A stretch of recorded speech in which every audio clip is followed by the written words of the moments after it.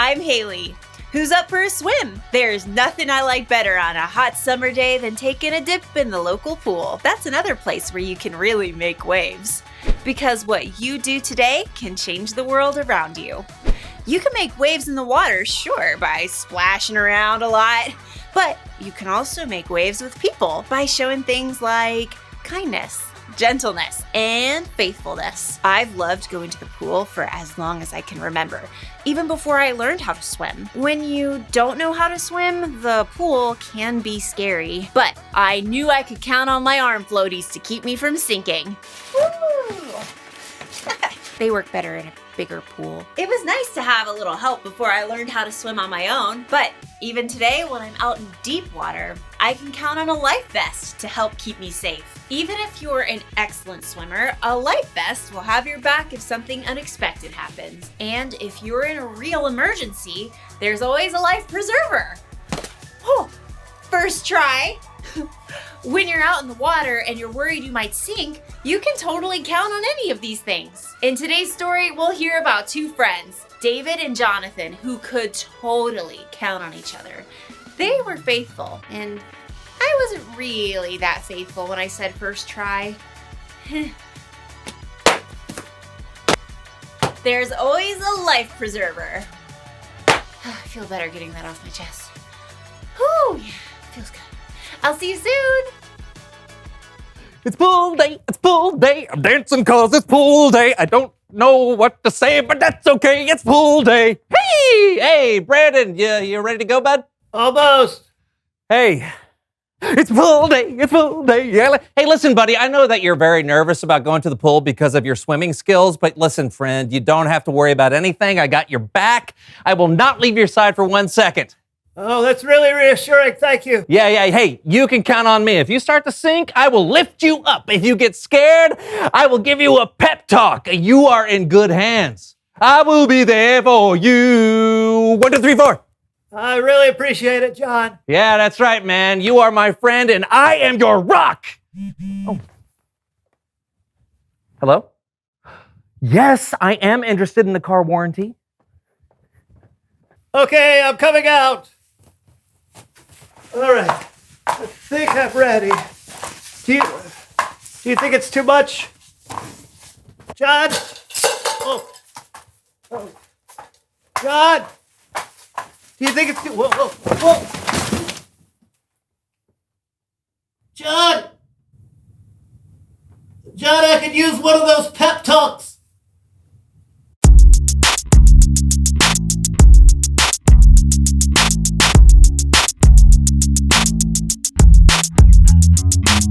Greetings, one and all. I'm John. I'm Brandon, and this is the So-and-So Show. John. Yes, Brandon. Tell me if this has ever happened to you. I got so embarrassed. Oh, yeah, I've been embarrassed lots of times. Well, I'm sure that's true, but let me tell you what happened first. Oh, got it. Okay, so I went to the movies yesterday, and after I bought my ticket, the lady at the box office said, "Enjoy the show," and I said, without thinking, "You too."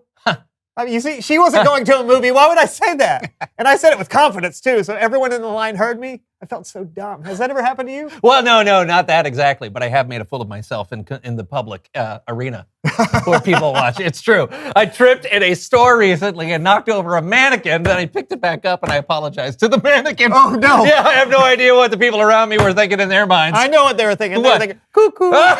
Probably. Wouldn't it be cool, though, if we could actually see what was going on in people's minds? Oh, you mean like hear their inner thoughts? Yeah. Yeah, that would be cool.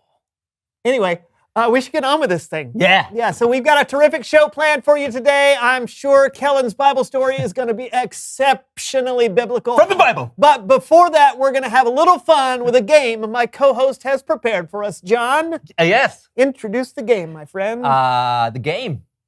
That's right. Remember, I told you I was going to be super busy, and you said that you were going to take care of it. I said that?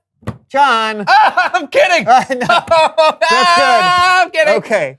I said I'd prepare a game for the show, you know. I prepared a game for the show. You did. Yeah, totally. Totally.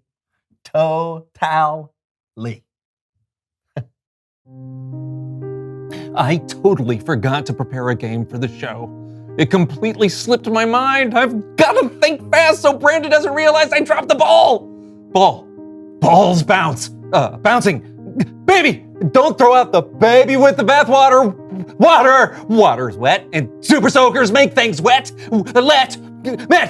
Jet, fat. I'm stuck. Duck. Yes. It's time to play knock the duck off the other person's head with a super soaker. Oh, that's what you planned for. Yeah. Do you like it? Oh, I think it's a great idea. Oh, good. I do not think this is a great idea. John sounds like he came up with it off the top of his head, which is frustrating because he clearly said that he would take care of this game. I'm so angry right now. I'm so excited right now. Let's do this thing. All right, hit the button. Okay.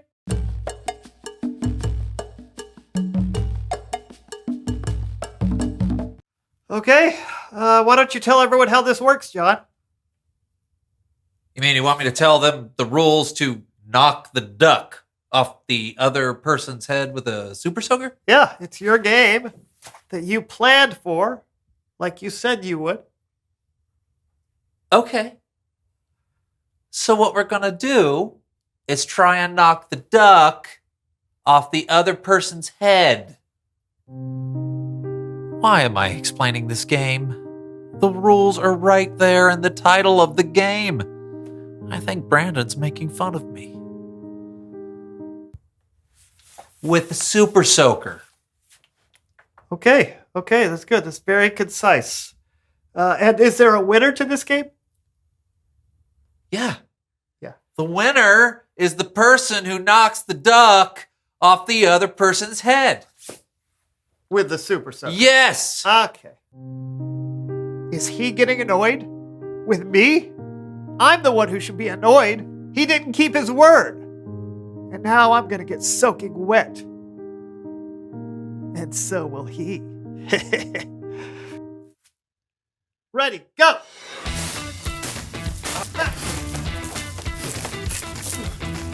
Okay, fine. You know, I think Brandon's missing the duck on purpose. I think he's trying to get back at me. What kind of friend would do that? I'll show you what kind of friend.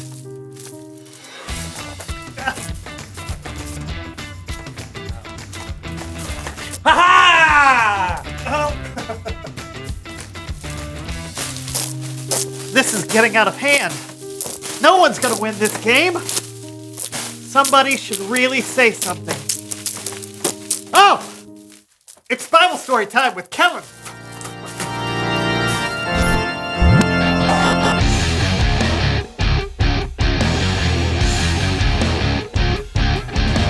How's it going, gentlemen? Not too bad, Kellen. Just hanging out with my always faithful friend, John. Yeah, me and my quick to forgive friend Brandon and I have been having so much fun today. Okay. Well, I'm so glad you're feeling so friendly because today's story is all about two of the most faithful friends in the Bible. Great. Hey, take it away, Kellen. Alrighty then. Today's story is all about David and his friend Jonathan. You've probably heard of David. God had chosen David to be the next king of Israel while he was just a shepherd boy. David was most famous for going up against a giant in battle. Goliath! You come to fight against me with a sword, but I come against you in the name of the Lord. Take your best shot, Pipsqueak. Yeah! Oh, that's gonna leave a mark. No, it's worse.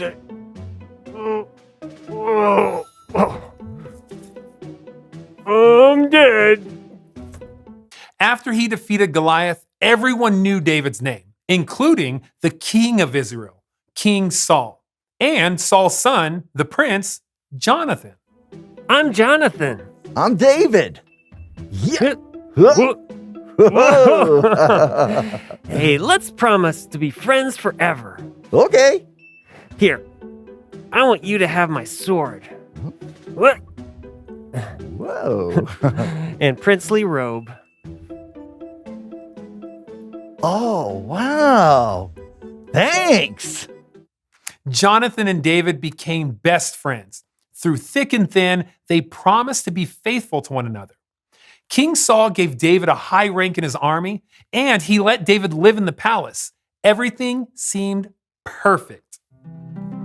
That sounds nice, David. Thank you, my king. Oh, can you hear the people outside? Probably here to tell me how awesome I am. We love Saul! We love Saul! Yes, yes, yes, I am amazing. We love David more! We love David more! What? Oh, David's fame made Saul burn with jealousy, so he tried to kill David. Yipes! While David went into hiding, Jonathan remained faithful to his friend. Jonathan covered for David and stood up for him when David wasn't even there for the new moon feast. so why isn't David eating with us? He had other plans. But David's great, though, isn't he? I mean, the way he defeated Goliath, and the way he leads your armies. He plays a mean harp, too. Oh, you're on his side! Don't you understand? You'll never be king as long as David is alive! David must die! Again, Jonathan was faithful. He came up with an elaborate plan to warn his friend. Pew! Pew! Pew! The arrows went far beyond you. Run fast! Don't stop! Is that the signal that your dad is still trying to kill me? Yes!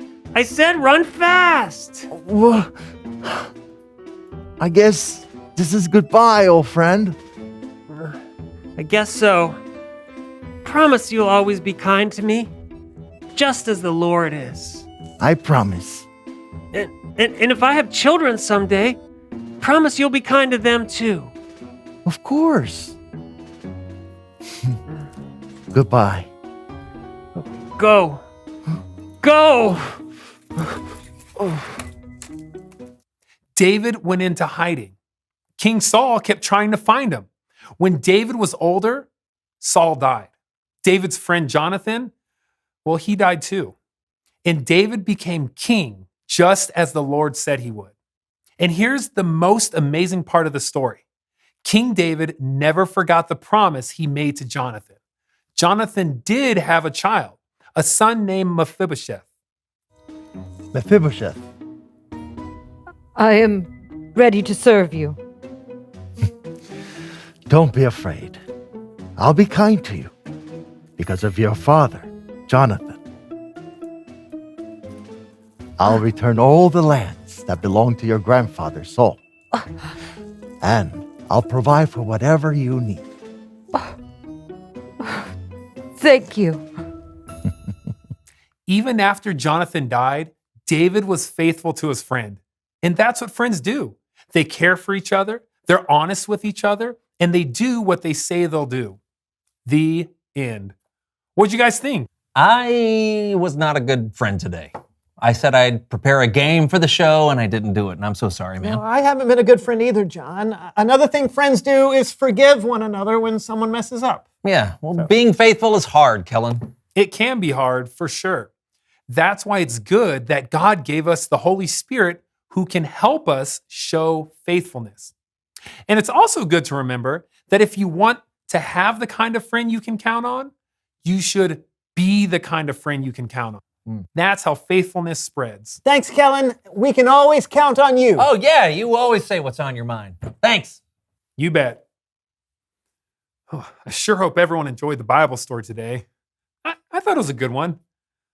Mephibosheth is hard to say. It's Mephibosheth. See you next time. Hey, bye. You know what, Brandon, from now on, I'm going to try to be the kind of friend you can count on. Me too, John. And when we mess up, let's just tell each other what's on our mind instead of keeping it to ourselves. Okay, you want to know what I'm thinking right now? Oh, definitely. Reveal the question! Ooh, all right. How can you be someone people can count on? You can be like David and Jonathan. You could care for each other and keep your promises. Yeah, or do what you say you'll do. Yeah, and you can save each other from angry kings. Yeah, seems unlikely, but sure. Hey, what are some ways you can think of? How can you be someone people can count on? Talk about it together, and we'll see you next time on the So and So Show. Bye. Goodbye. See ya. It was a really good show today. And even though John didn't have a game planned in advance, I thought the game he came up with off the top of his head was pretty entertaining. You know, John is so good at coming up with ideas quickly like that. Sometimes I wish I was like him. Sometimes I wish I wish I Could you tone down the haze a little bit? Oh, sorry. David and Jonathan were faithful friends. They could count on each other in good times and bad. David was even a faithful friend after Jonathan died. David kept his promise and took care of Jonathan's son. You can show faithfulness too, by being the kind of person others can count on. That means keeping your promises, doing what you'll say you'll do. It means not talking bad about people behind their backs. And there are other ways to be faithful. If someone's scared of trying something new, you can help encourage them. If something unexpected happens to someone, you can have their back. There are a lot of things you can do to be faithful. Small things. It's not like you have to save someone's life, but you could. Faithfulness can spread like a wave. So if you want friends you can count on, you should be someone you can count on. Here's the one thing to remember today. Be faithful so others can count on you. And don't forget, God is always faithful. When you need help, ask God. God gives you the Holy Spirit when you put your trust in Jesus. Jesus truly is a life preserver. Whoa! See you next time!